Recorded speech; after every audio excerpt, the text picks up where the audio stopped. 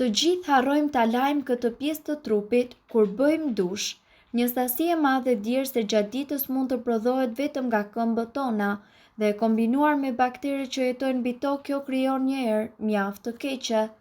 Larja e këmbëve jo vetëm që ndihmon në heqjen e aromës, por gjithashtu përmirëson qarkullimin e gjakut.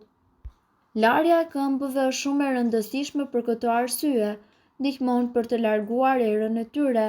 Larja e rregullme siç duhet të këmbëve ndihmon në heqjen e papastërtive, në zhdukjen e qelizave të vdekura të lëkurës si edhe të djersës që grumbullohet gjatë ditës. Shpëlarja e tyre thjesht me ujë nuk do të bëjë asgjë, pasi shumica e gjërave do të qëndrojnë atje.